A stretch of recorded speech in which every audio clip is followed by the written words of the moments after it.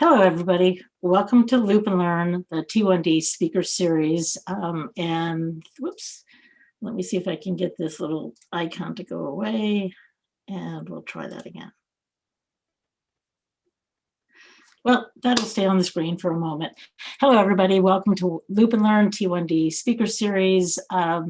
This week, we're talking an awful lot about research, gathering our data, learning about us, learning about the disease, and helping further advancements in devices, in diabetes management and care. And we are the experts and we're the ones with the data, so we get to do that. Today, we get to hear from Dave Walton, who is CEO of T1D Exchange. And if you've not heard about T1D Exchange, you need to learn about it. They are gathering tremendous amounts of data, and you have an opportunity every single day to participate. Just so you also should know, Dave is a type 1 diabetic, so he is one of us. So let me tell you a little bit more about what we're going to do today. First of all, we'll do our regular disclaimer, which is the Loop app is a do-it-yourself closed-loop algorithm. And while that may seem obvious, please consult with your healthcare professionals regarding your diabetes management. Remember that this project is highly experimental. It is not FDA approved for therapy, but it does work, but it's not approved for therapy. Therefore, you take full responsibility for building and running this system, and you do so at your own risk.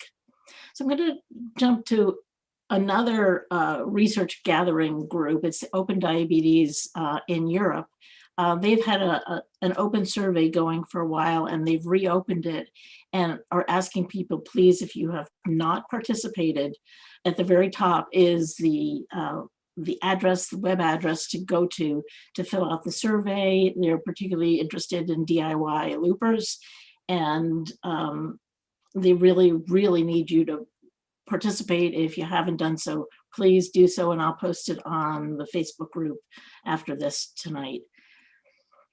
Also, let's talk about loopandlearn.org. It's an amazing website that started at the end of November. It's powerful. It's got a tremendous amount of information on looping, on announcements that are critical that we need to know, on tips and topics that are important in our lives. And you really want to sign up for the newsletter. It goes out almost every week at this point, and it's critical issues about iOS updates and anything you just need to understand. So please, if you haven't done so, please bookmark it and sign up for the newsletter. So let me talk to you today about T1D Exchange and Dave Walton.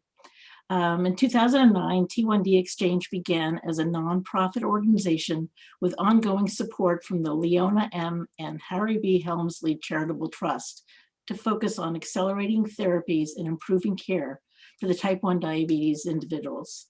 That mission emerged from the heartfelt desire to support a community in need. We are trying to gather information, and the belief that the best way to do that was through the firm foundation of research and cross-clinical collaboration. Dave Walton, who also has diabetes, and he is a diabetes industry veteran, was named CEO in 2019. He was diagnosed with T1D in the 1990s. He earned his BA in psychology from Princeton University and his MBA in healthcare management from the Walton School at the University of Pennsylvania, where I too got my MBA. So, hey, Dave. All right. Welcome to a fellow alum. T1D Exchange works with leading diabetes clinics to collect and analyze their data in comparison to others and help them implement changes that will improve care. It also collects information directly from patients, and this is where it's important for you to pay attention, via an online registry conducting different types of research, usually with research partners such as the diabetes centers, life science companies, advocacy groups, etc. They have an initiative called the Quality Improvement Collaborative. It's a big, high priority program working with facilitators and advisors from a large group of top clinics aimed at initiatives to improve the care they deliver. And then there's this online patient registry, which you can join at any time, sends out a daily question, or you can limit it to once a week to gather patient-reported outcomes, and it takes literally 1 minute of your day. You see the question, you decide to answer it or not, and then you move on. And opinions range from all sorts of topics on diabetes. Currently, there are about 5,000 people in there now, and that may be old data, and they're hoping to up that number to 10,000. And this was 2020, so the numbers may be even higher now. And I'll just give you one quote from Dave, and this can resonate with you. You can't manage what you don't measure. And that is just so entirely essential. And that's what they do. That's what their mission is. And thank you so much for taking time on your Sunday. I know it's evening there. Welcome. Tell us what you want to tell us. Thank you, Joanna. Yeah, that was a good intro. I think I could probably cut through some of my slides now. But no, I'm happy to be here. And you know, admittedly, I'm not directly involved with the looping community per se, but I've been well aware of it. I've heard numerous presentations and demos over the years. You know, I've been attending diabetes conferences, you know, 5 or 6 a year for the last 15 years, probably. So, you know, from that standpoint, I'm certainly familiar with some of the more recent things. Joanne, just I think I need to be enabled to screen share. Yep. I can. I'm going to move you in the spotlight. Hang on 1 second. No, don't do that. Because I am trying to get to your. There we go. Wait a second.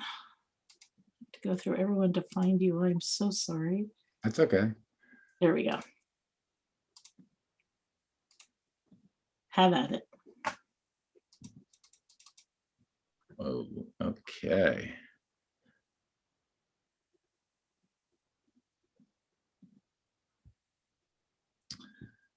All right.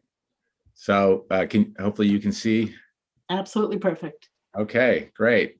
Well, you already did the intro, so I'll just point out one thing. While I was in business school, I was diagnosed with type 1, and you know, I felt pretty, in the grand scheme of things, now everything that I've learned over the years, I feel somewhat fortunate that I made it to my 20s before being diagnosed, because I was a wrestler and a college wrestler, and I did probably some pretty dumb things when it came to nutrition and exercise and hydration in particular. So, you know, I feel like I dodged a bullet just from that standpoint, although I'm sure I would have maybe done some things differently. But the 15 years in industry that I've spent, started at Animas for 6. And as we were talking before the broadcast, certainly was not happy to see how that ended up with J&J. But, you know, we did some really good things while I was there and launched the first Dexcom integrated insulin pump. And we were working towards a path of getting to a closed loop, and had an arrangement, and JDRF was helping fund some of that work. And, you know, unfortunately, that product didn't make it to bear, but it's been great to see some of the other progress out there, and some of what your community has done, quite honestly, to advance the cause, to put a little fire under the FDA, and et cetera. So certainly glad to see some of that. As we mentioned, you know, we are a not-for-profit research organization based in Boston, although we have a handful of us who are not there. I live outside Philadelphia, but we are really about data and research. We're about trying to make an impact. And one of the things that we've kind of shifted towards in the past, you know, 18 months since I've been CEO, has been to have a certain focus on what we can do more in the near term, at least with some of the programs that we do, and not be as weighted into things that were longer term. And we try to figure out where we can complement other organizations and other things that are taking place. And we feel like we are filling a nice spot there with gathering information, both from diabetes centers, from individuals with type 1 or their parents if they're under 18, and turning that into something meaningful, helping companies who are trying to bring products out, or who have products and are trying to understand how maybe to improve them. So that's a big part of what we do. So there are 4 areas. I'll talk about 3 of them. I won't spend much time on custom research, but that's a big part of what we do and how we kind of fund some, the work that's not funded by foundations like the Helmsley Charitable Trust, who's been a major critical funder of our work since inception. The Quality Improvement Collaborative is something that now stands at 35 diabetes centers, more pediatric than adult at this point, but we're starting to grow the adult center participation. So, we're getting close to 50,000 patients. We're roughly, it's about 3% of the people with type 1 in the US who are cared for at these centers, and a lot of academic centers. And I'll go through some of that. The online patient registry, which Joanne alluded to, this is essentially, we go directly to people. We ask them to conduct an online screening and then a baseline survey. It's essentially 30 questions. It takes like 10 minutes, maybe 15 if you're a slow typer. And we ask a certain number of questions that gives us a good baseline. But then from that, there are things we can do to bring additional research opportunities to people. And we're beginning to do other things like link device data in. So we really have, we can expand the kind of research capabilities that are possible. The online community, and this is one distinction I want to make because we have been a little confusing to the world. And so I want to try and clarify this. It used to be called Glue.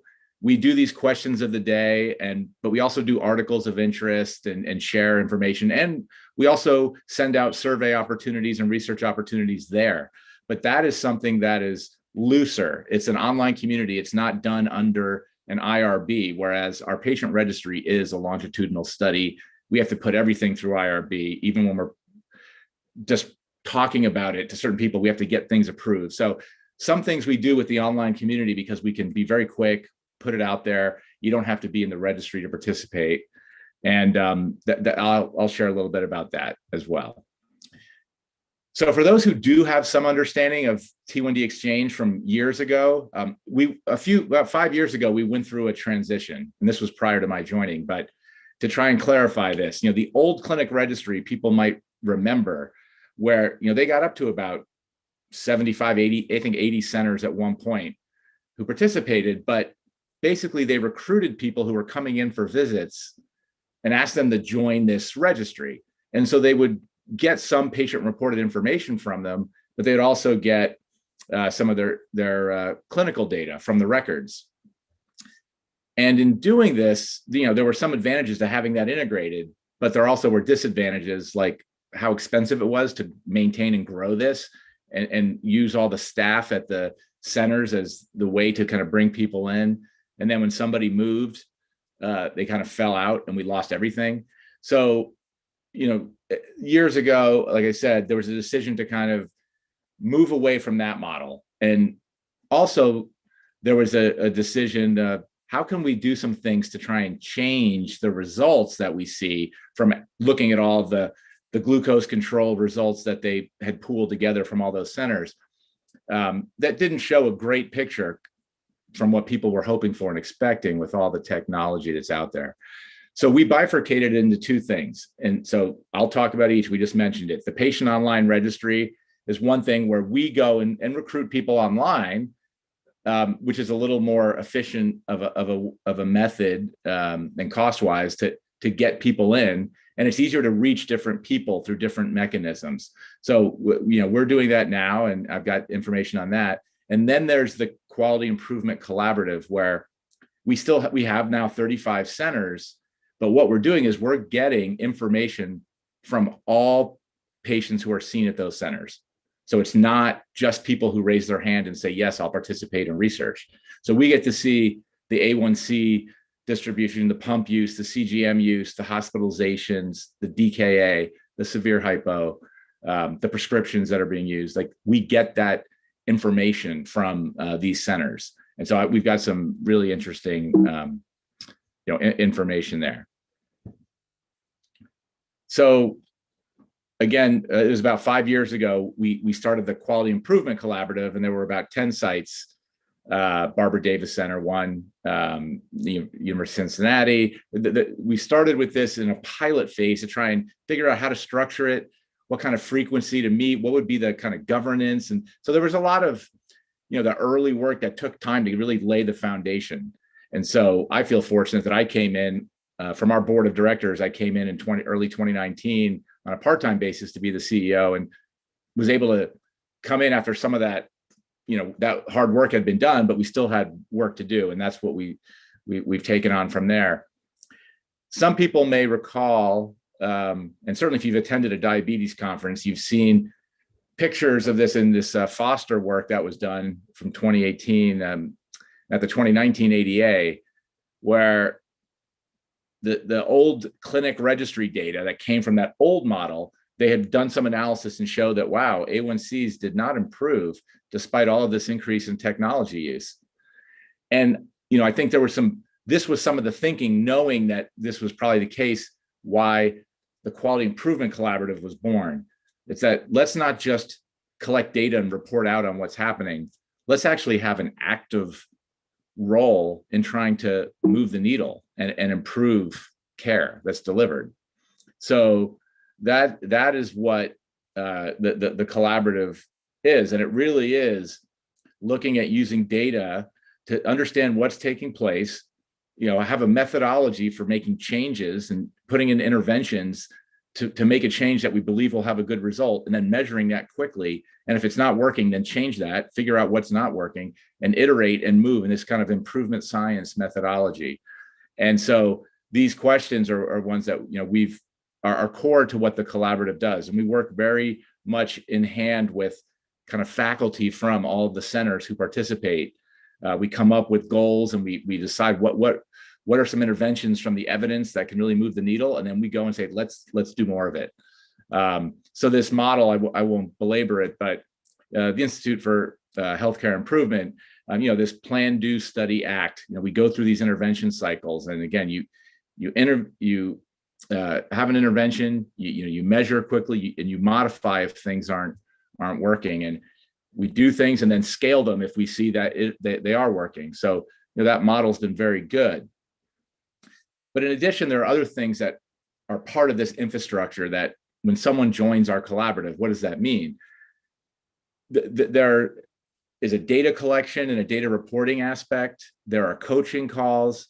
When someone joins, they actually sign a data use agreement, and we work with them on that lays out how we plan on using the data. So we gather information, we provide reports back to the participating centers. We also have a portal that allows some benchmarking for some of the centers, and I'll talk about that in a second as well. This kind of working with them, the monthly coaching calls, et cetera, through doing this, we're able to gather data from them. And so we start at a high aggregate level, and when someone first joins, we say, can you provide us, what percent of your patients have an A1C above 9%? What percent are using insulin pumps? What percent are using CGM? We have a data specification that we look at. And so they start off with just giving us kind of summary level aggregate data. But then we work on actually mapping their EMR data into our, essentially a data lake. Sorry, I'm on some kind of timer here. But from that standpoint, we get the data, we can do patient level analysis. We can look at demographics, race and insurance and geography and a number of things, and see how those are all dovetailing with some of these other outcomes and device use, et cetera. And we have 32,000 out of the 48,000. So 2/3 of the patients who are cared for at these centers, we have their data mapped from the EMR. They're in our universe, and we can do that patient level analysis, and we can provide the comparative reporting back on a portal. And so, we hope to grow that again to over probably 40,000 or so of those being mapped this year out of the 50 that'll be a part in total. So it's a lot of demographics, but a lot of lab data, device use. We have outcomes data. We can tell if people have been hospitalized for anything. And we're certainly getting into some other areas now, thinking about other data we might want to collect. So I mentioned this portal that we maintain. The centers can look and see how their clinic compares to others. And we keep it anonymous, except for the clinic who's looking. They can see their own data, know what that is, but the other clinics are just clinic 1, clinic 2. And again, we're trying to build that out. So we only have 9 of the centers fully mapped where we can do this analysis, but we think by the end of this year, we're going to be pushing probably 20 that are in there. And this is something that's valuable to those centers. And one of the interesting things is you would think, oh, this all comes from people's electronic medical record and they have all this data. Well, we actually get to see how often they collect things and how often they don't. And sometimes they think they have, oh yeah, we collect this routinely. And then we may find out, actually you're missing A1Cs on 30% of your patient visits, and there are reasons for it. And so we'll work with the centers on things that might shine a light on how they're not documenting the way they thought, but sometimes there are very good reasons, but they can work on changing that to increase the documentation. So that's also kind of part of it. So when we look at the mapped data, there's certain characteristics we can see, and this is looking at, again, the 32,000 or so as of earlier this week that we have mapped. We can look at the racial breakdown, and we're a little bit underrepresented. We know that. We're kind of running in the 7%. We're about probably just over half of what one might expect. And similar with Hispanic, we're a little underrepresented there in the centers, but we have recruited some centers that have high populations in those areas. So once we get those mapped, we think we're going to normalize pretty well and be very representative. But we can do a lot of analysis with this map data. Like, again, we can show you some of that. But again, the point of this collaborative is, let's work on changes that improve things. And we know that using CGM, there's evidence that demonstrates you will improve glucose control. And there was a big push a few years ago to get more CGM use. So there are certain things that might happen out there, like DTC advertising. As we've seen, CGM companies, you can't watch NBC News and not see that, which is a good thing. Awareness has definitely grown. But we can tell from month to month jumps and where it jumps and what centers, if there are changes that we're working on that do help. So an example, we've been able to help get Medicaid coverage improved in a couple of states. That made a big difference in the CGM usage in some of those centers that we have in Texas or Ohio. So there are things that are very legitimate that we know we had an active role in. So we don't take credit for everything that improves, but we have, we run statistical analysis to determine were there changes that were relevant and impacted by interventions that we were doing. Screening for depression is one was a big focus a few years ago, and we had places that were not doing it all. And now we're doing it with 100% of their all people with diabetes, type 1, type 2, et cetera. So there are a number of those things that we can focus on, and we keep a scorecard. We have a number of things we look at. I mentioned these first three, and we'll show certain clinics and say, how are you doing? Are you increasing on these? High risk is, we use a term just for if their A1C is above 9%. So you can see that, in a lot of clinics, it used to be, 40 to 50% of patients had, above 9%. We've gotten a number down in the 30s now. So that's, it's progress. It's not perfect by any stretch, but certainly it's improvement. So that graph that I mentioned before, we went and reran numbers now looking at, okay, we started this thing in 16. So we looked at from 17 to 20. They had a few years to run these programs, run the work of improving CGM. And, you can see that on the top curve of 2017, where the A1Cs were in these centers that we looked at from 2017, they've been able to see progress over these past few years.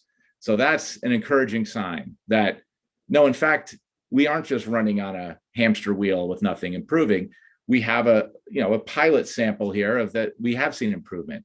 So we're very encouraged by this, but we also acknowledge we need to demonstrate we can replicate this in the other centers and the ones that have joined since. And that's a big part of our focus. So I mentioned we're at 35 now. We started 2020 with 12 centers. So you can see we've basically tripled in 15 months. And part of that is we were able to kind of show what we're doing with this, and word got out about, and some of the evidence that we published in journals and we presented at conferences. But COVID was a big awareness builder, just because we did kind of a custom study on COVID and type 1 to demonstrate kind of how people were faring who had it at a number of centers across the country, not just ones in our collaborative, but other ones that encouraged a number to join because they saw how the benefit of this type of a group. So, now, we're looking at, for 21 to 22, what are the clinical priorities? Some of them are ones that we've already been doing. We might have modified the age. We had a lot of pediatric centers, and so the 12 to 26 age group, there was a lot of focus on data just for that. But we've broadened it now, and we have more adult centers joining, so we can start to look at some other things. But certainly it's not anything that a lot of you, given what you're doing, would find some of this very, very logical. Like, yeah, you need to be bolusing, 3 times a day or more. If you're not, then you're not covering your food. You're not, And so when you look at some basic things, you realize that it's not earth-shattering. But if you do it consistently for everybody and show where the pockets are of people not doing it, we can certainly make a difference. With our pediatric and adult, it was eye-opening to me to see the drop-off of when people were kind of getting lost when they graduated from a pediatric center to an adult, and that in that transition, you had some rough spots, and people in the early 20s were not doing well. So there are some things that we're doing there, and certainly social determinants of health, embedding that more and trying to get to some of the access, some issues around transportation and food access and kind of living situation. Some of these things are growing in prominence in terms of how do we address problems that are getting in the way of good diabetes care. I mentioned the COVID study, which we started last April from scratch, and we just set up a survey with these centers that was separate from our normal work, and had people send in information from their cases on a survey. And our goal was maybe we'll get 400 or so cases by the end of 2020. And unfortunately, as the pandemic has continued, we've kept this open in terms of letting people report. But we have over 1,000 cases now, and we've observed some things like device use helps. Good blood sugar control cuts down significantly on your chances of hospitalization with COVID, certainly with DKA. But we saw some real disparities, racial disparities in device use, and consequently in some of the outcomes with COVID. And we've spoken about this, we've published on it. And Dr. Osagie Ebikosian in the upper right, he's been a big champion of some of the more recent work we've been doing with health disparities. He leads our quality improvement work. He's done a lot of work in the space in the city of Boston, also in type 2 diabetes. And he has a wife with type 1, and he's very passionate about making some improvements here. So we have definitely taken a greater emphasis on trying to address some of these disparities, and I'll talk about that in a minute.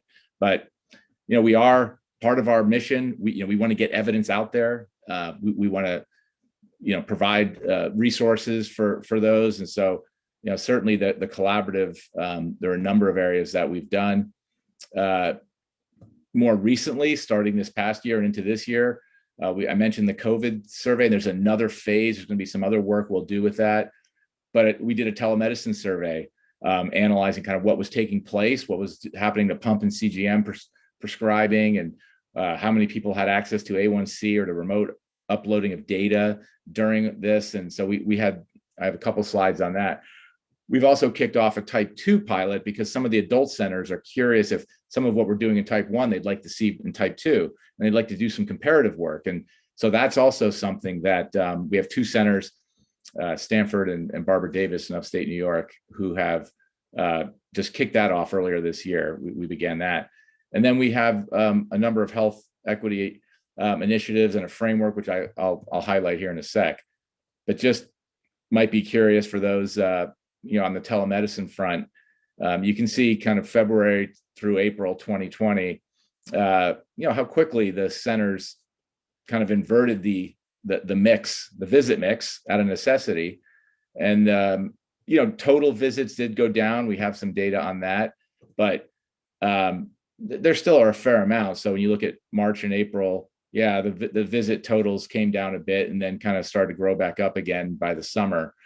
But one of the interesting things is you had a lot of missing A1C values. And so if you didn't have remote uploading of data, which we did see some of that, but without the A1C and without remote uploading, these endocrinologists were not well equipped to try and make any kind of therapy changes or whatnot. And certainly in pediatric patients who are going through growth spurts and whatnot, you can imagine how that could present a challenge. We saw a lot of telephone or video visits were occurring on training, but when it came to prescribing, we saw that CGM didn't get hit as hard as the pump prescribing. Certainly more centers were reporting that they saw a decrease in pump prescribing than they did on CGM. In fact, some had increases of CGM use, and you can understand why. And if the data is in some cases passively going to the cloud, you've got real advantage there. So again, part of our focus is get evidence out. The ATTD conference, we've got some posters and oral presentations this year on some of the work that the collaborative's done. At ADA, we've got a couple presentations and a number of other abstracts accepted. And some of it's on the general research that we've done with the collaborative, and then some we've got some comparative work with the German registry, DPV, and the moving in, we have additional work we've been doing on health equity in particular. And I mentioned that the differences we saw with like CGM and pump use, and you can see here, we've got CGM and pump use up in the upper 40% at, when we looked at, a sample here from the work we had done. This was last year, and you can see how, Blacks and Hispanics were using those devices, to a lesser degree. And, we don't just stop there. We look at what are some of the causes of that. And there are a number of them that are out there.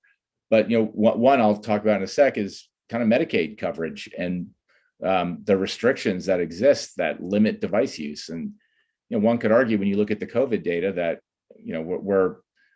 we have a known approach to help mitigate some of the impact of COVID, and we're not doing it. And certainly it's having a disproportionate impact on people of color.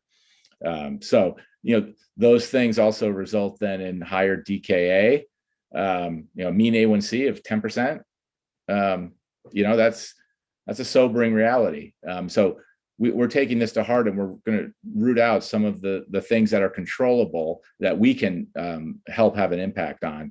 And I mentioned the Medicaid coverage, but there's also some work we're going to be doing on provider training around prescribing and how they're approaching prescribing with new patients.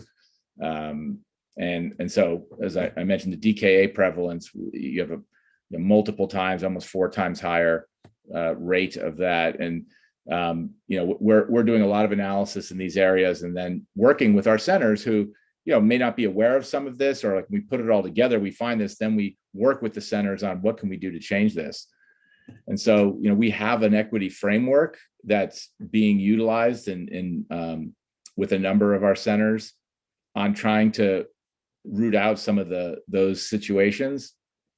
And we also then have a couple of specific projects, like I mentioned, the one on provider bias training and awareness, to focus on that.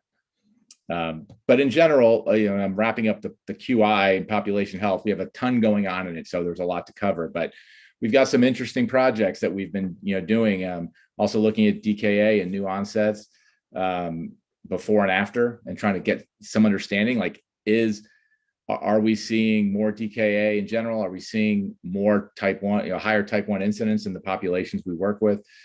We talked about the telemedicine. We have a smart pen barrier project, fear of hypo. We mentioned the device use and the type 2. And a couple of different projects that we are talking to certain sponsors about. Again, using that framework we have some specific things about what we do in the collaborative and where we see racial differences, how we could go through and basically work on trying to eliminate some of those differences.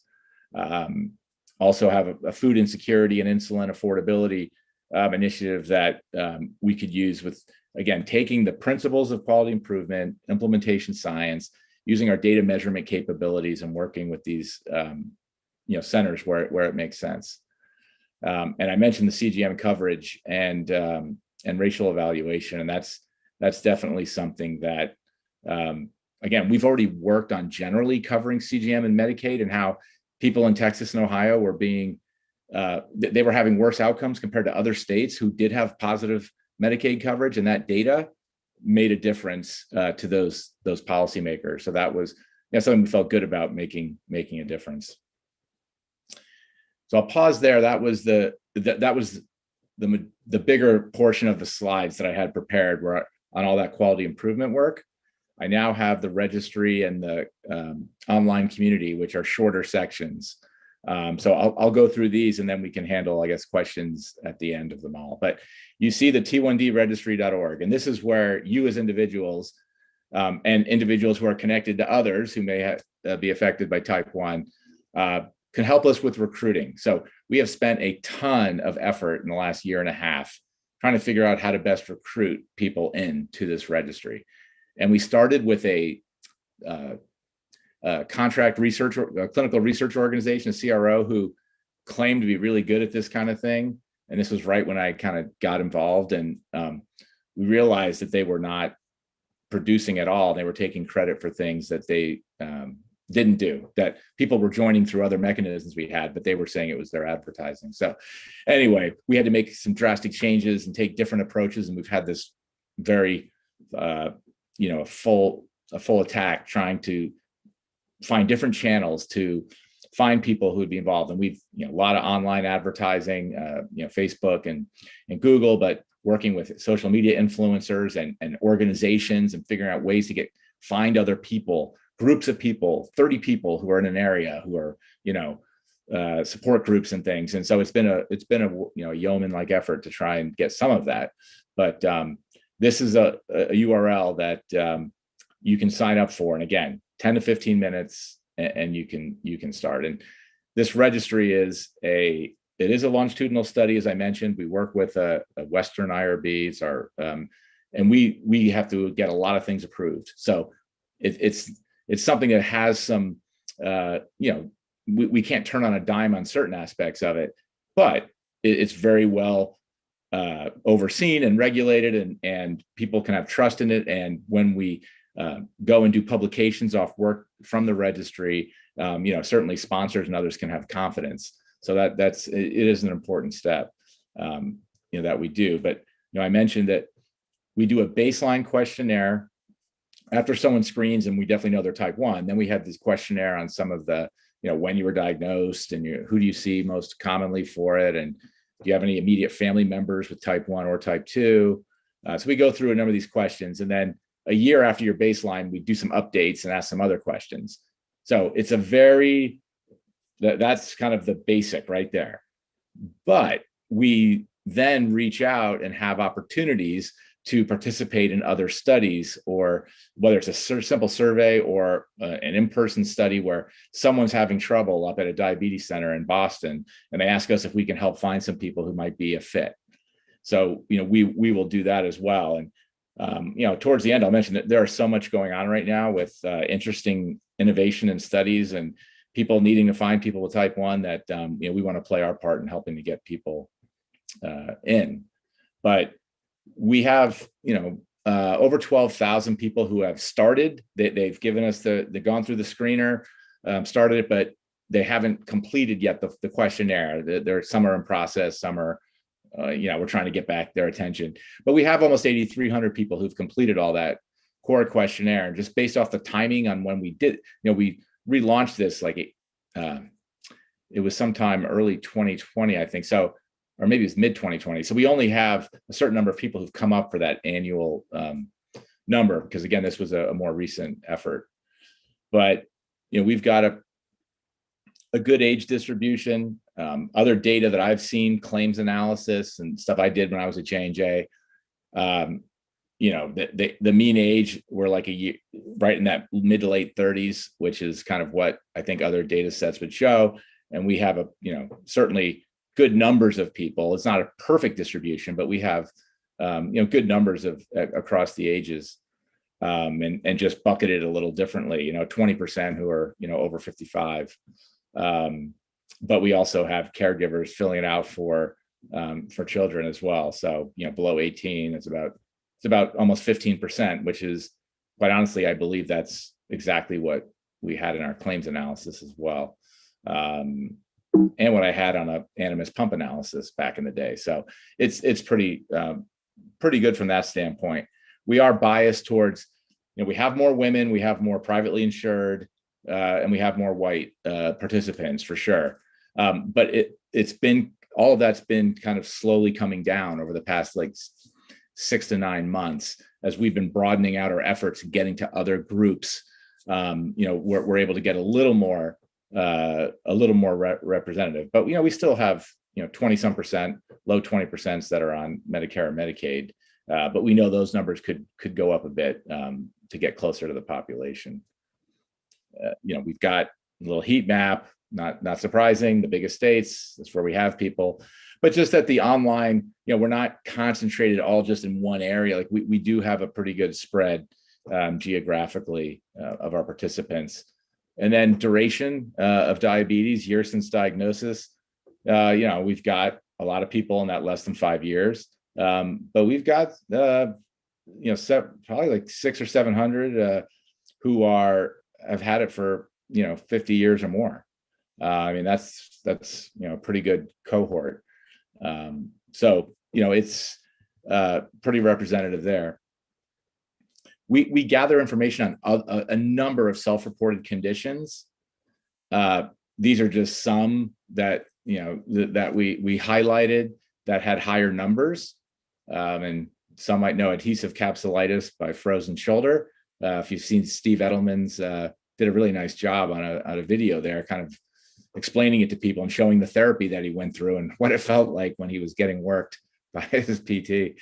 But there are things like that. This is interesting to know. There's something to Putrence Contracture that I talk a lot about, because I know a couple of people, including myself, who get these little bumps on their fourth finger below, and we have hundreds of people who have that, and there actually is a treatment now for it. I know a couple of people who've gotten it, and a lot better than the surgery people used to get. So, this kind of getting information from the masses, we can start to do things. We can actually go work with a company that has a treatment about getting awareness out about this, that people wouldn't, it'd be hard to kind of figure out on your own.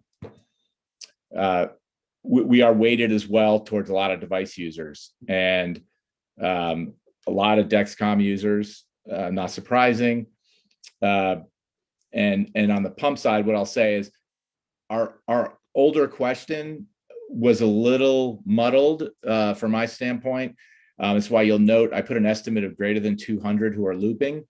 The way we asked the question was a little confusing. Like, I don't know that it captured all the loopers, because someone could have said they're a Medtronic or Insulet pumper and not clicked a button below that said, I use, I'm a looper, or I use Open APS or what have you. So we've redone our question to get more specific and ask what people are using kind of around automation, let's say. So we'll get better information on that moving forward.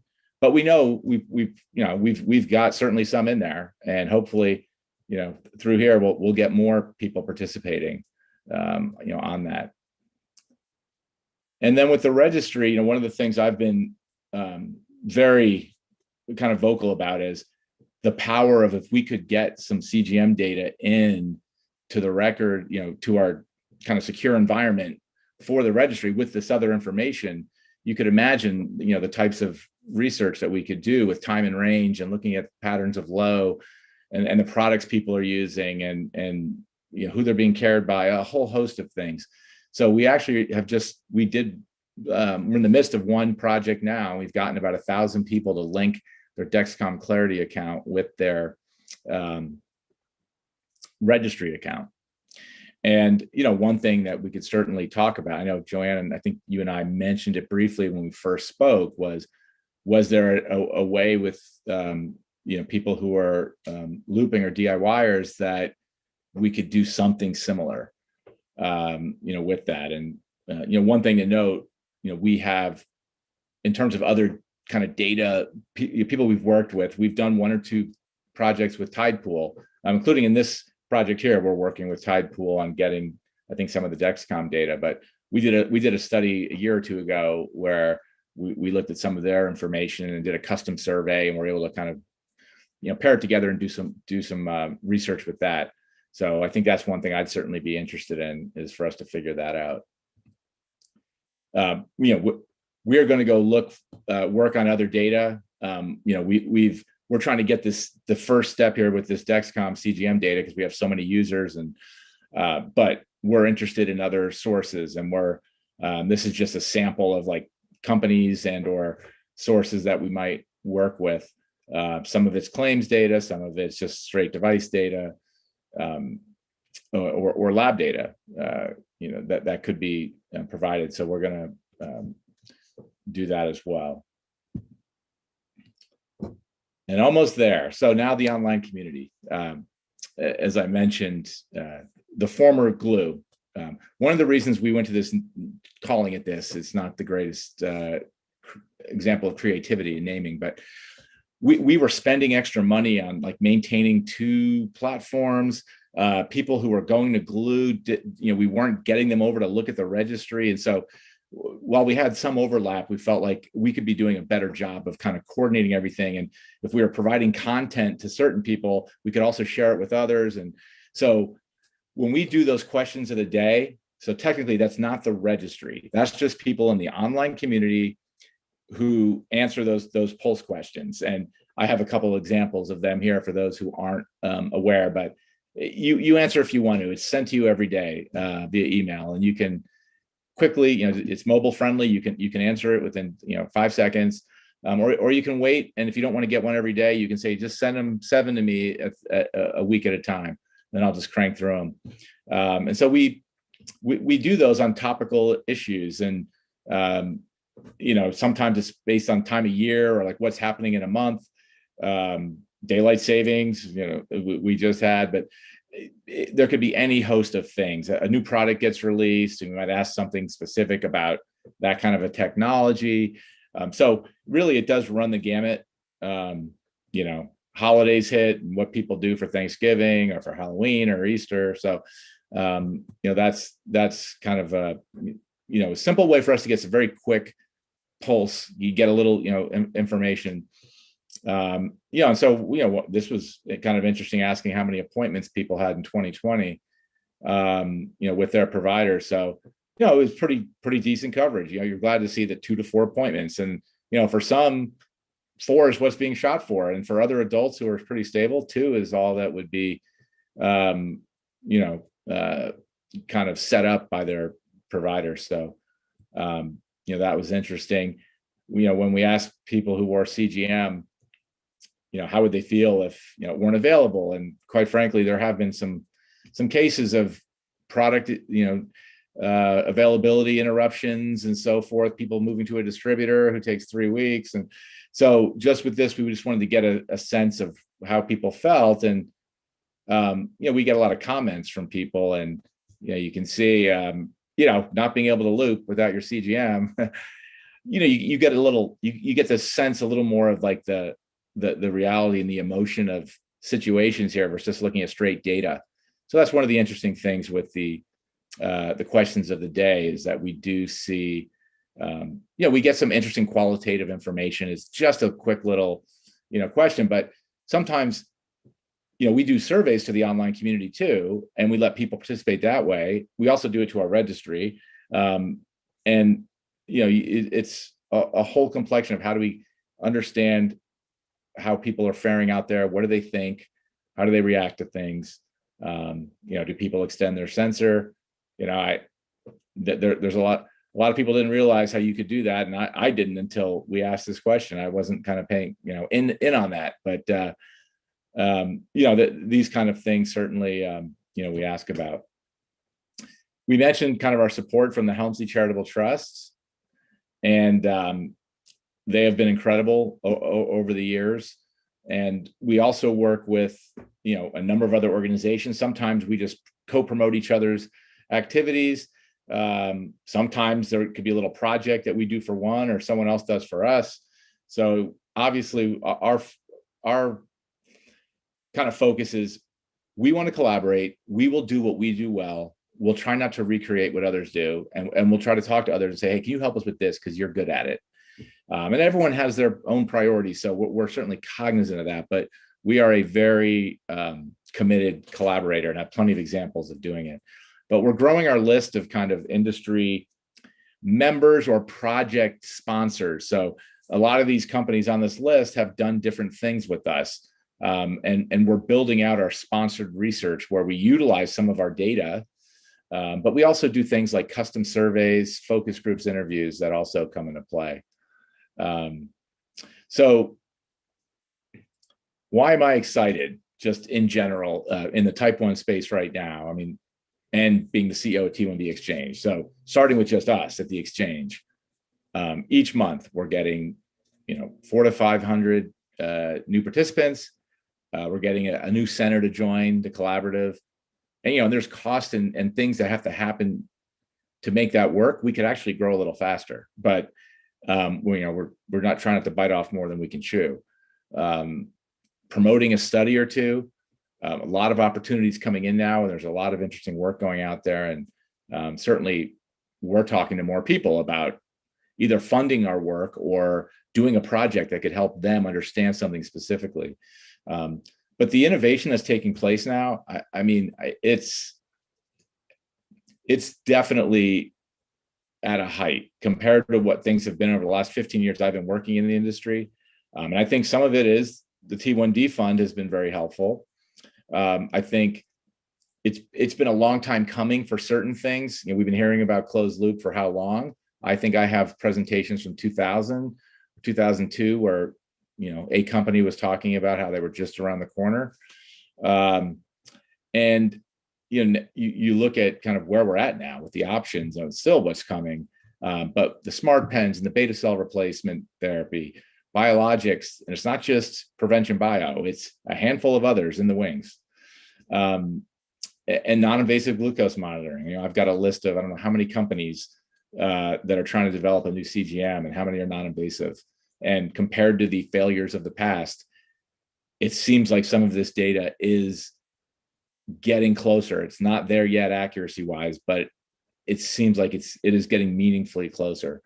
And some enhanced insulins as well. So, it really is pretty awesome. But I'm also encouraged by the hard work we've done with these centers and the faculty there and the quality improvement people, like busting, working there, on their side to really make change happen.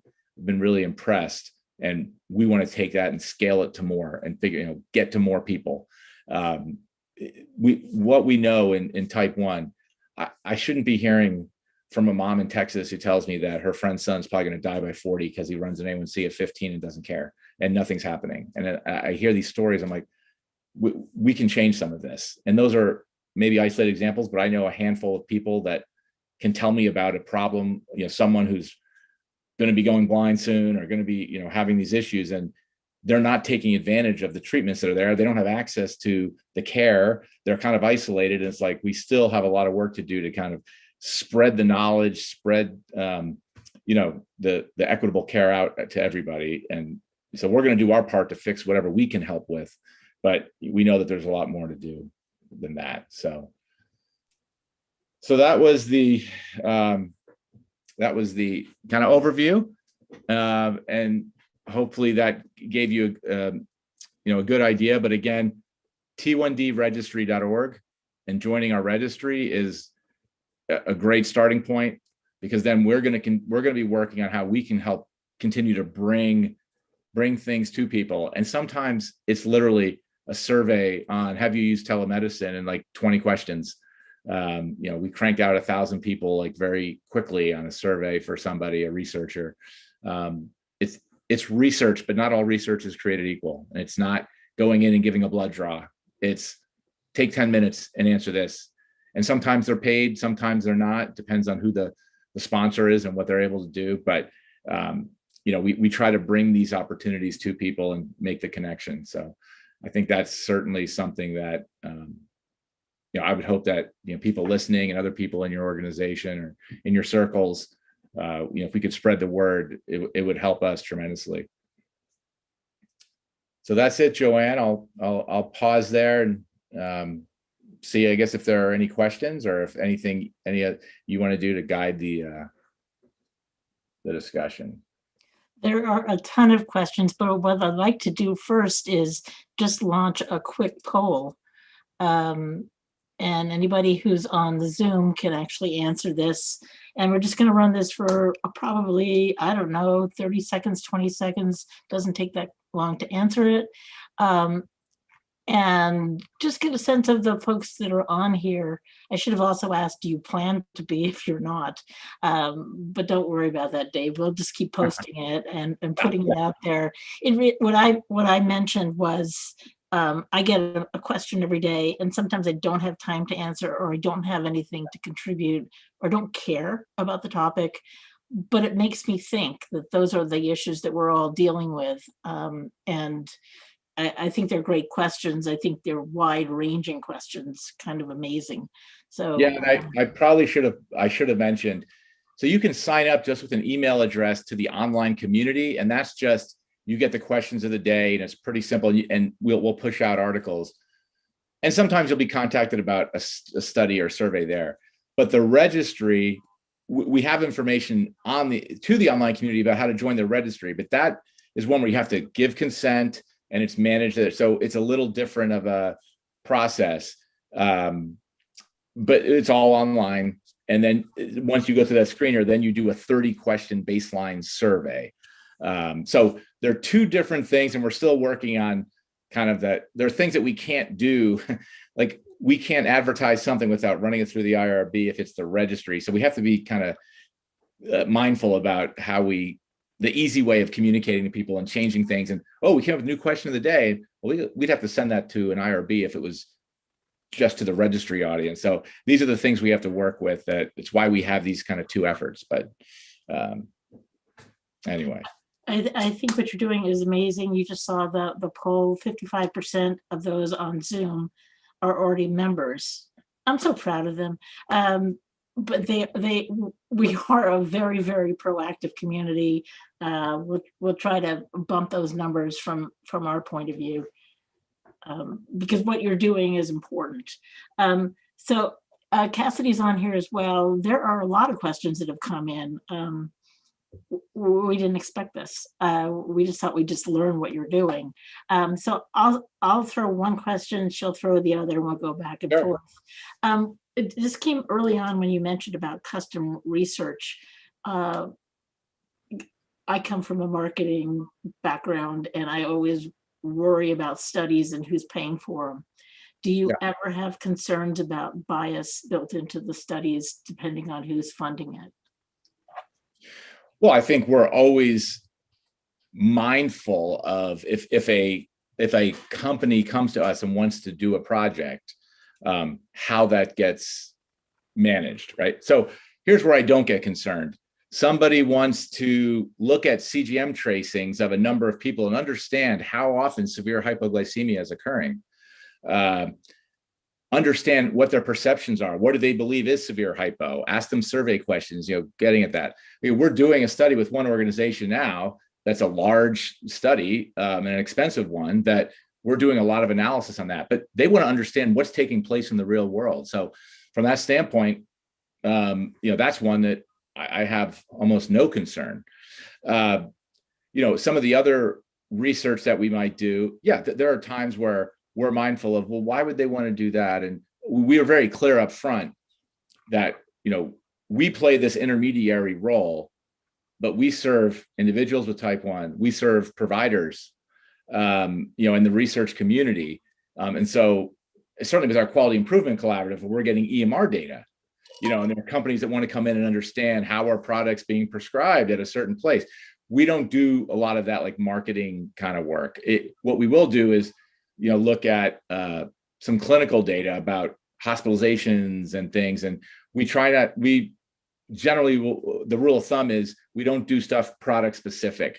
We'll do it more categorically. So, pump versus non-pump, or, now that we've got smart pens coming in, they may want to see how results look there versus someone just injecting with a syringe and a vial or a pen, regular pen. So, but it's a good question, but it's one, and with our QI data, we actually have a data governance committee that any project we're going to do with that data coming in from the centers, we have to run by that governance committee and get the approval. And that's made up of a number of the faculty from the different centers. On top of the fact, we have a data use agreement that already spells out what are the intents of using any kind of data. So we have a lot of coverage there, for sure. Okay, I'll let Cass get the grab the next one. Yeah, there were a ton of questions, just to be like brutally honest. So I'm actually just going to work them by person who asked, because that was a really easy way to categorize them. So Nick was watching on YouTube and asked if you have any insight from the research you've all been involved with and what you've seen into what's happening with miniaturization of pump patches. Is there anything that you can project for us? That I can project? Well, I know we're not working with anybody directly on it. I certainly have heard from some who are liking some things they've seen from a little company over in Switzerland, or there's a company up in in the Boston area. So it certainly seems like it's been a while in the works. It's not. I don't know that it's an overnight thing, but. And we don't work directly with anyone, but if I had to hazard a guess, I would think that something is going to be within a couple of years, we're going to see something kind of, pop in that regard. But again, I have no direct knowledge. It's just from reading what I read, hearing people write about it, and just, I understand a little bit from working in the pump business for a while. Kind of, we looked at some companies. In fact, there was technology back in 2011. We almost actually bought a company at J&J that would have been a much smaller patch pump, but it ended up they were missing a couple things that we just couldn't. It wouldn't fly. You kind of need to know how much insulin's in the patch and in the reservoir there. And this one organization couldn't do that, but that was years ago. So anyway, I have a question about things that are getting smaller.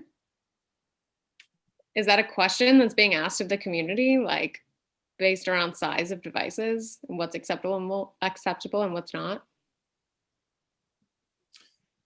I'm trying to think if we may have asked one question about that on Questions of the Day. We asked about different priorities about what people would want to see. And I think one of the answers might have been around that. I have to go back and look. I'll take a look. But generally speaking, I mean, discretion and certainly thickness becomes more of an issue. I mean, it's funny. I with so many people now using devices, you see all these different scenarios. You see people using them in sports where a little extra thickness might be a problem.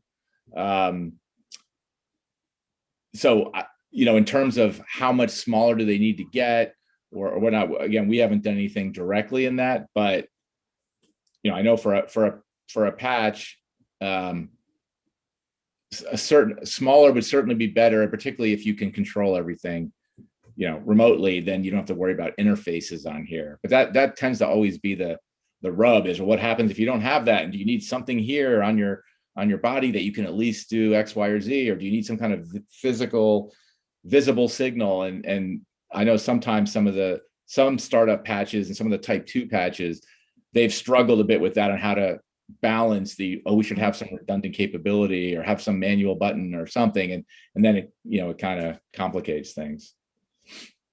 I have some questions about the QI collaborative centers. First of all, is there a target number that you can manage and maintain? Yeah, that's a great question. So, we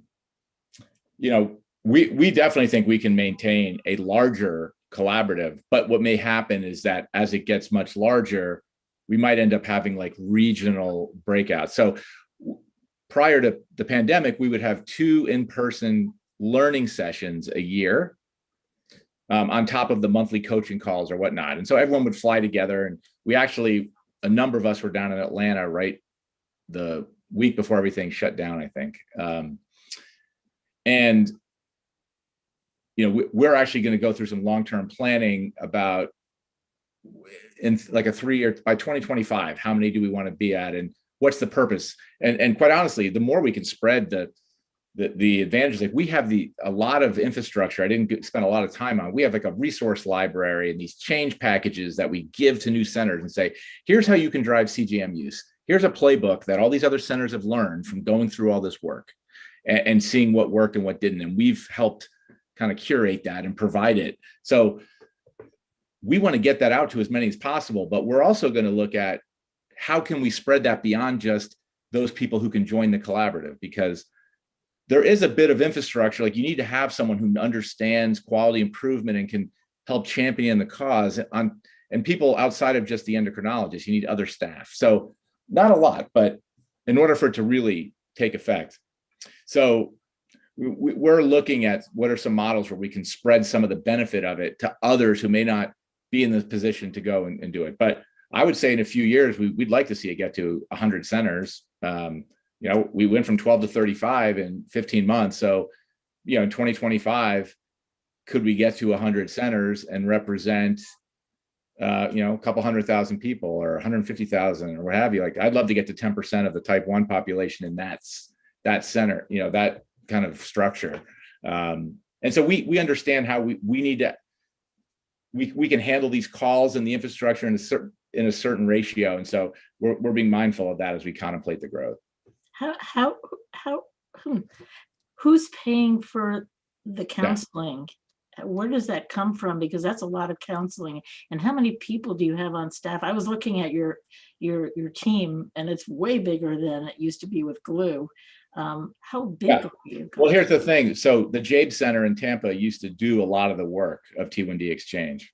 So all you had, as I understand it, up in Boston was Glue and some other marketing, little finance, and some other functions. We have it all now, up in Boston. So we do all the coordination now, versus Jade doing it in the old version. So we have just over 30 people. We have models for a quality improvement manager at T1D Exchange. How many clinics can she handle to do monthly calls and the check-ins and work with them on making sure their data is coming in and those type of things. So, but it's the funding. Again, Helmsley Charitable Trust has been the biggest source of funding for T1D Exchange over the years. These sponsored projects that we're doing now with information can help fund this work. So this is what I tell the centers this, like, we're doing sponsored work with some companies because it's research. A lot of it's just real world. Here's what's happening. And then we're able to help fund go out to other centers and get people's care improved. Like that's what I want to do. If I could get the money, another way. And we don't do like advertise. We don't do straight up just give us dollars for whatever. We give value of here's what's happening with evidence on a particular topic. Here's a survey. We interviewed this many people. We surveyed hundreds of people. We do the analysis. We provide information to companies, and it's often with the medical affairs or real world evidence or outcomes research teams. That's who we primarily work with. We work with a marketing team once in a while if they want to understand something, but we don't do a lot of we don't take advertising and plop it in on the registry or anything along those lines. So these centers get your work free, or do they pay you for the privilege of so we actually give them a little money up front to get them going and have them get our data into us. I got it. then it becomes longer term. The question will be, as we're now able to provide more value to them and get more centers mapped in the portal, and there are other things we're trying to do to help these centers, then we'd like to, have it be a more equitable kind of financial arrangement, even just not have us have to pay centers that have been in for a number of years. So I have one more quickie question before I turn it over to Cass.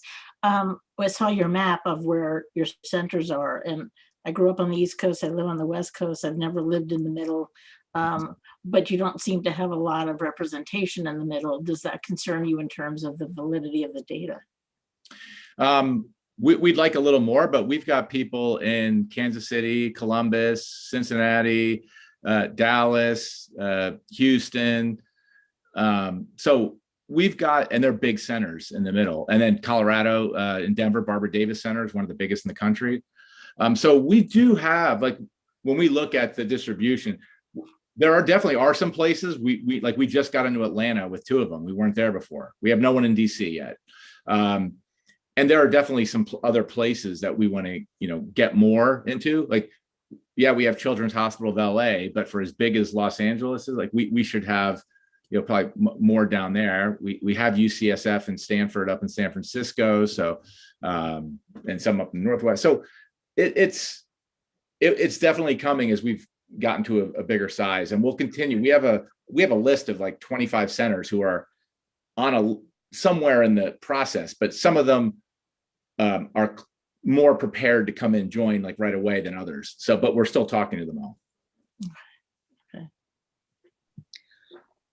I'll go in a different direction. And I don't know if this is Monica who asked this, but the Sugar Science asked for you to comment on the new partnership with Vertex. Yeah, so, I mean,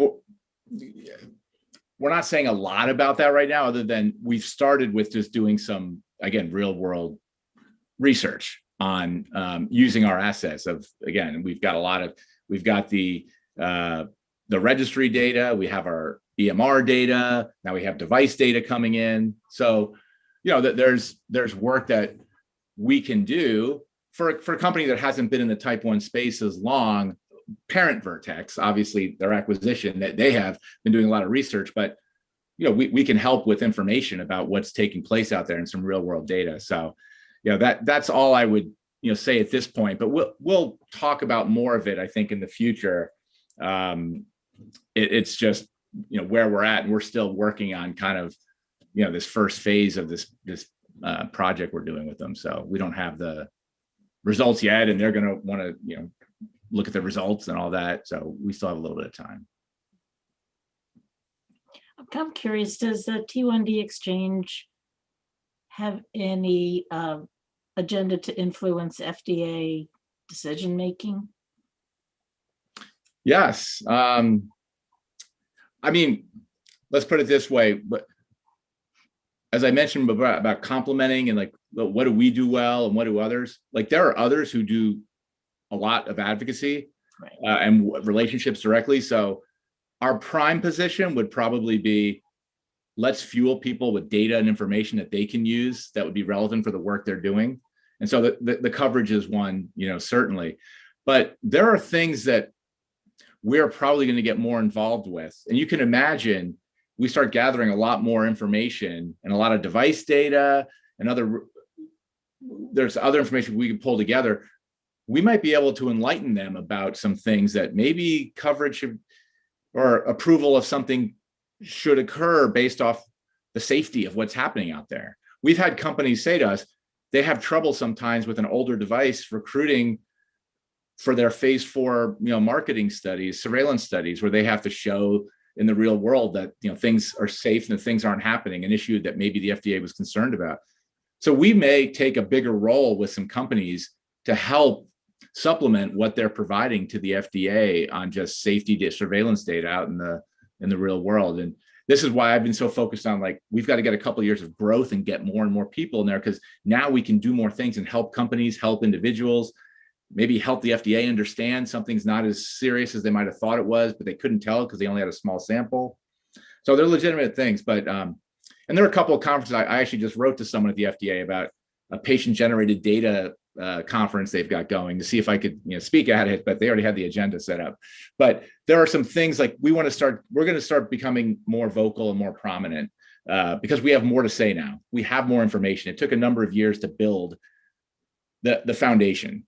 And so now my job has been, let's fuel that, let's grow it, and let's get the word out, and let's figure out how we can help others where our data could be meaningful to them. Well, and you have 12,000 members in your registry. Someone just wrote, she's got a lot of thoughts, how does she go forward with advocacy?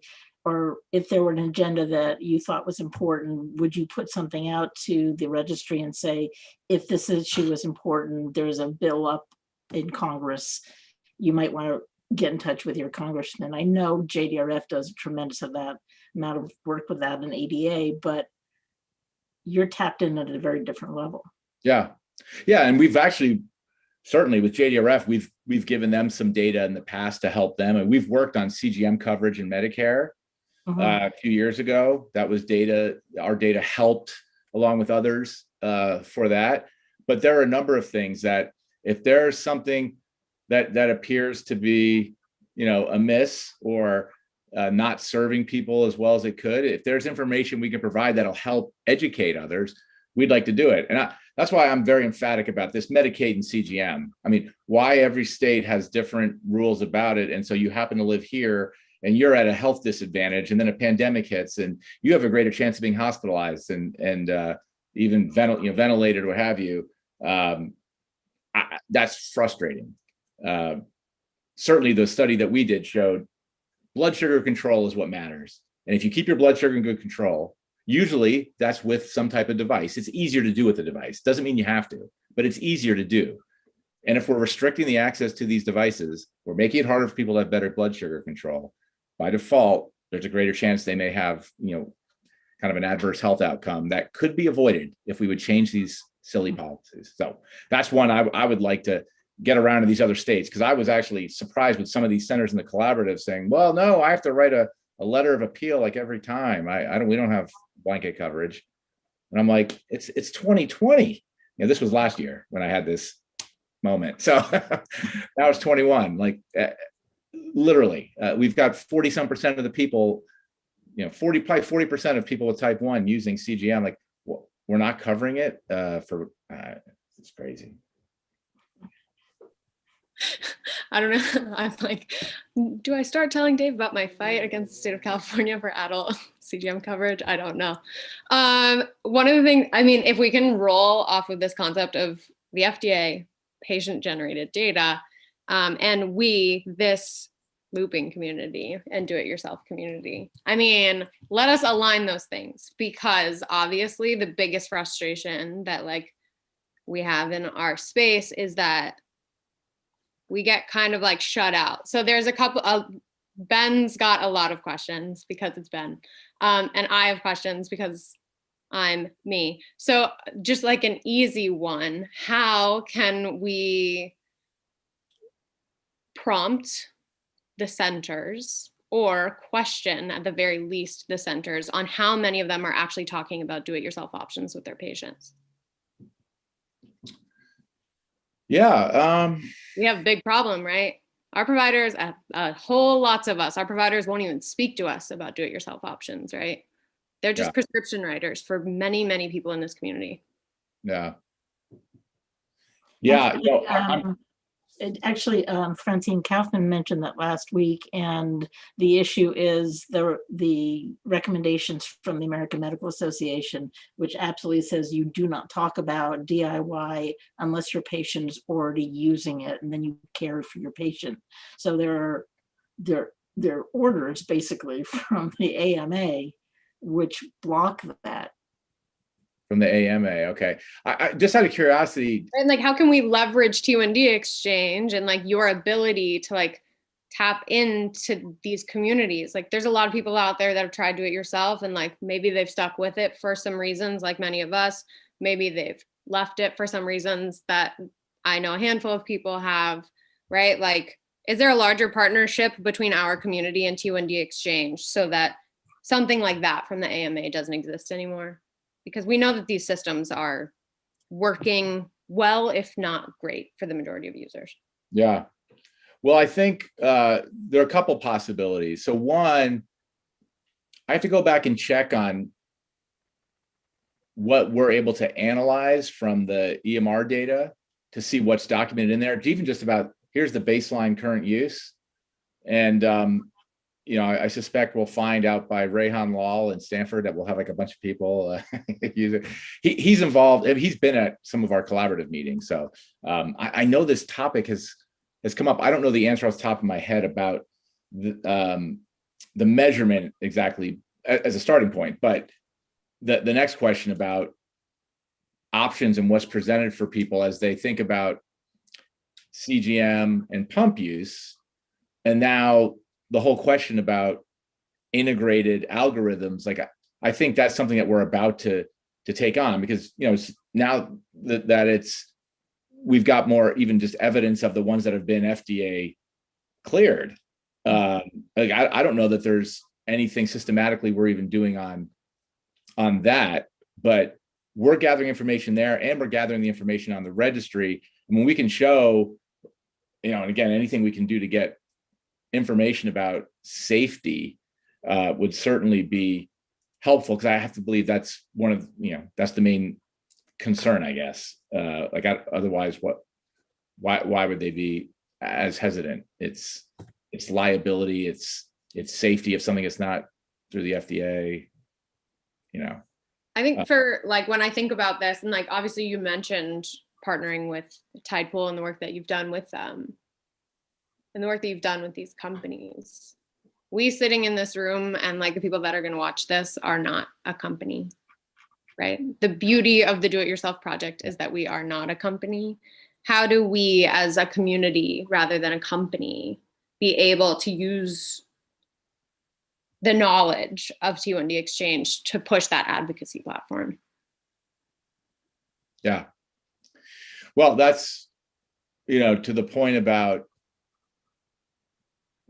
I think a first step in any situation is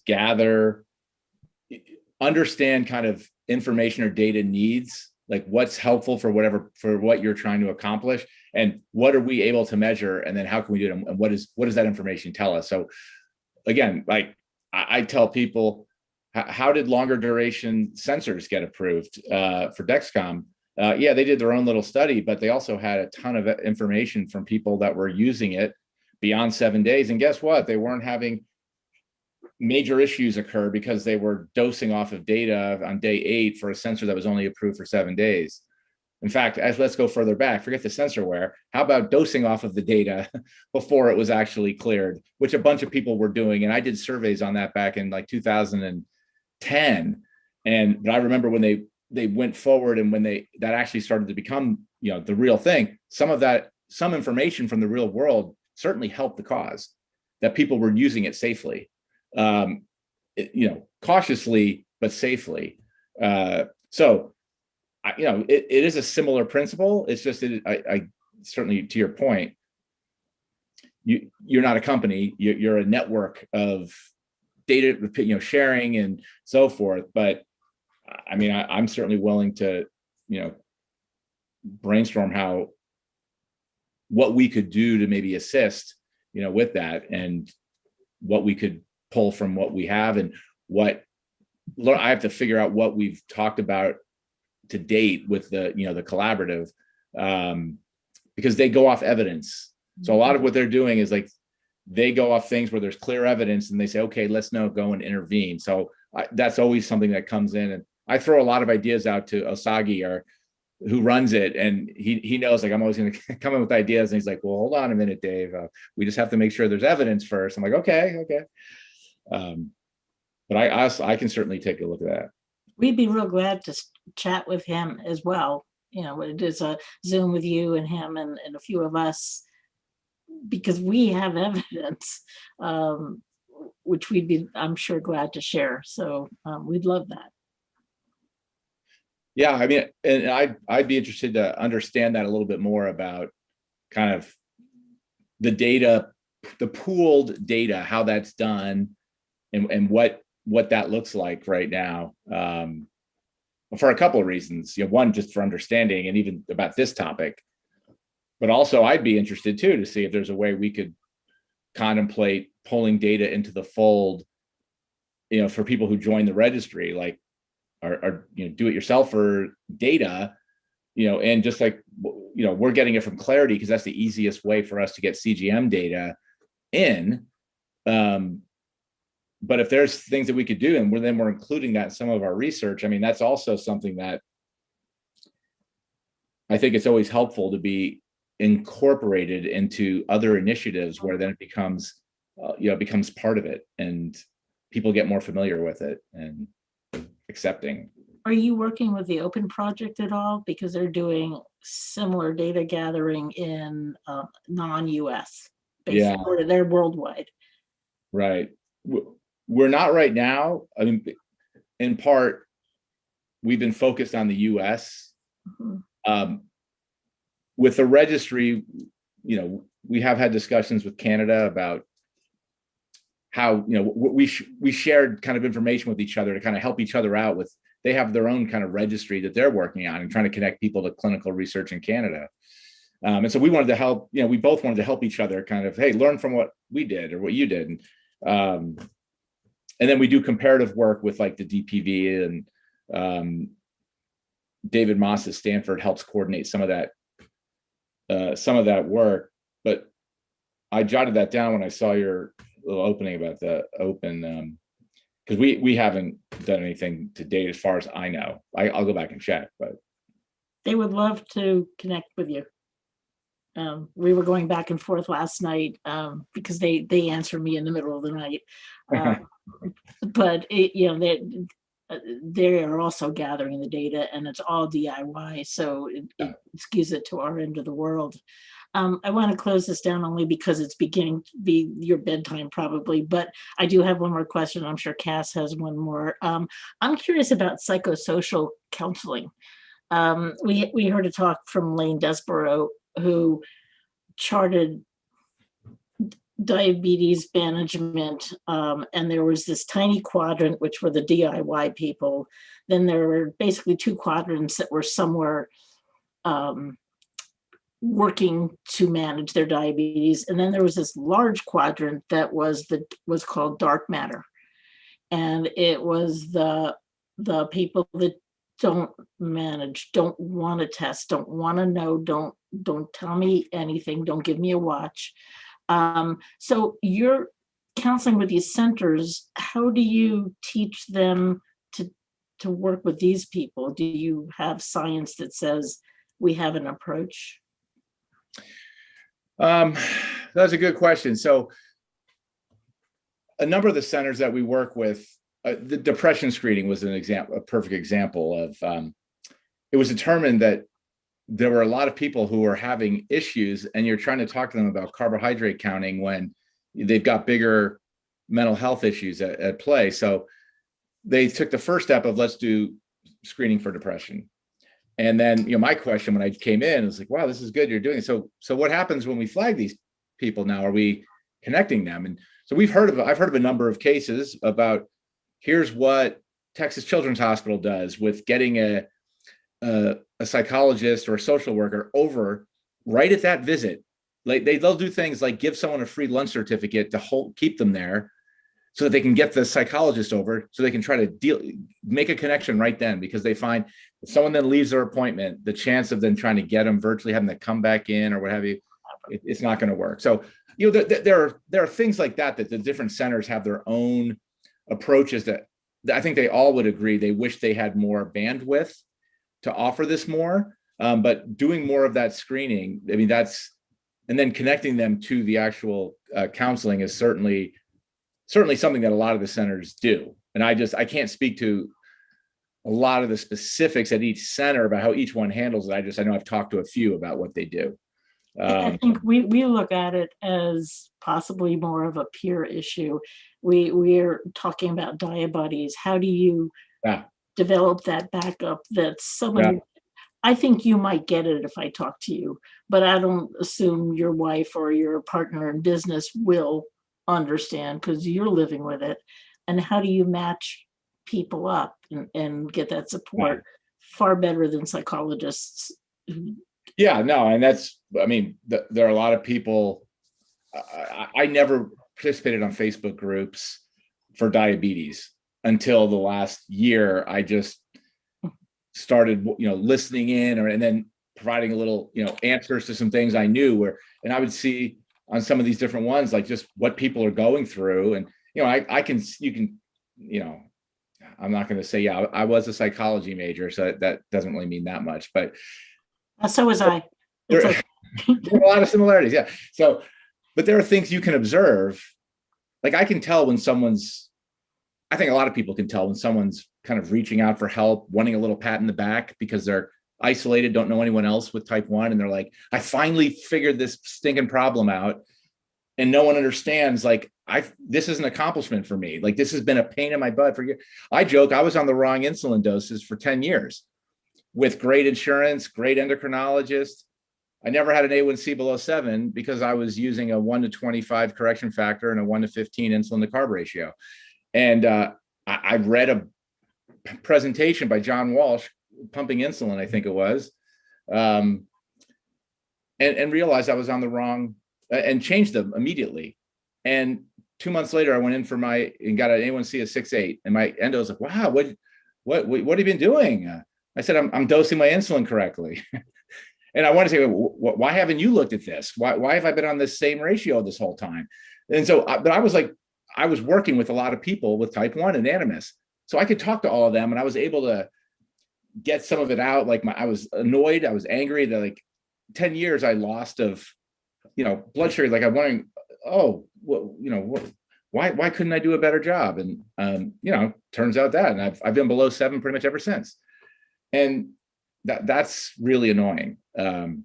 But anyway, to answer your question, we have some people, certainly, like we do things around fear of hypoglycemia. We've done a lot of work on that. And we're actually trying to figure out how to implement it in the clinics. So that's a project that we're working on now. How can you get that, like a screener that would identify people who might have that fear so that they're not going to do a little bit more aggressive management if they have this fear of hypoglycemia that's not kind of addressed in some way. And that's we've had some people, we have a few people like PhDs in psychology who work at T1D Exchange, and there's been a bit of work that we've done over the years in that area. But there's definitely more that could be done. I mean, for what we know. I'd also say around segmentation, I've been a part of my other jobs in the past where they've done these psychographic segmentations, and I've seen 3 of them. One at Kaiser, one at J&J, and I forget what the third one was. Maybe there were 2 at J&J, and they all came back with fairly similar things. Like 15 to 20% of the population are proactive, go get it. They'll seek the information. They'll figure it out here. You've got the Fix Me Franks, we called them. We had proactive Pete's and Fix Me Franks. Fix Me Franks, they're not going to go. They want to be told what to do. They trust the doctor, and that's a big percentage. Now this was a while back, but when information wasn't as easy to come by, but nonetheless, too often products and solutions are made for the proactive Pete's, and a lot more people were in the Fix Me kind of Frank mode, right? It's kind of like the passenger and the driver. I've seen that in cancer. They have these segmentations. And so knowing that there are a lot of people that aren't going to do what you think they would do because you're a proactive, like I am, I want to go find the information. I want to go research it. That's something certainly when people are developing products and apps where you got to manually enter everything in. And I say, I don't think that's going to work for the people that are the Fix Me Franks. I don't think they're going to go and spend a lot of time manually entering in every day. I don't know. Just for my experience in the pump market, we put something on a screen, 2 screens back, it didn't get accessed. You add 5 seconds to everyone's to a process, it's people were going to start to get tired of it. So, those things need to get considered. I'll let Cass throw you the one last questions, and then we'll let you go for the night. Sure. I guess I don't have a really specific question, and this might be a big topic, but it is related in concept. And you mentioned the loss of care in that transition period from teen to early adult. This is a big, giant passion project of Joanne and mine's. We have been working with UCSD, DDI around this. Is there anything that comes from the registry, from the clinics, from the daily questions, from your responses, from the members, that you can like kind of point to and tell us, how do we help those kids, right? Every single time that Joanne and I talk to a physician about this problem, we just keep hearing that like, this is where the majority of complications start. And this is where they fester, is in that transition from peds into adult endo care, because the care is vastly lost for many, many diabetics. What if we are working on a mentorship model? Is there anything that you've been able to identify that like we can activate ourselves to help people in that situation, right? Those transitioning teens. Yeah. You know, so a couple thoughts. One is I should talk to our team who've been working on this specifically, because like they're looking at interventions and things that I don't have off the tip of my tongue right now, but I know it was on that target list of when we were at Texas Children's and they were talking about some of these issues. Because the thing about when you're a big children's hospital, that you're part of a bigger overall health system, and there's a different faculty and a different approach. They may handle things differently. And so it's not I mean, I've actually met pediatric and adult, a different health system I won't name, that, you know, they have a different EMR for the adult center than they do for the pediatric. And so you talk about where things get lost, you can just imagine kind of what's happening there. But I know that they have some things of substance there. So that's one thing I'll just, you know, jot down on that transition. I mean, certainly. I'm sending you away with more homework. Yeah, I know. I have a few things here, but that's okay. I wrote, I know this doesn't apply to everyone because not everyone goes to college, but, you know, CDN, I know that there are some things that they, you know, try to do in this area to help. And they're even now looking at, I think, doing more with people graduating, getting out there and having to get insurance for the first time outside of college, like in a first job, or if there's a gap and all that, and just managing that process too, that a lot of these things can drop when these other things are happening. And I'm not sure if I know they have different resources they've been working on and maybe even updating. So there certainly would be an ally in this type of an effort. And there's a way that they have an audience and an approach, but there are things that certainly with the centers, I know it's a clinical priority. We're looking at it. So I'm sure that there's some meat on the bone that I could come back with. I don't know it right now off the top of my head. Well, I'll send you away with even more homework. We have a lot more questions, and we could be here till midnight, and that would be 3 at your time, and that's not good. So I will pull out the chat and all the questions that came from both locations, plus there will be questions coming on our Facebook group. I'll just send them over to you along with the video.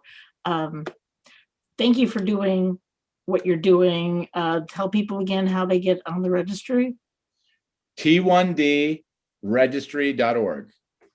Can't be any easier than that. It is, right. I would love to know that all of you who are on tonight are going to sign up. If you're the 45% who are not signed up, I need a note from your mother if you're not going to sign. Well, now one caveat, I think with our IRB right now, it is US only. So those people are very well could be outside, and it's just that's where we're at right now. So that was one of the questions, was please can you let us have it? So yeah.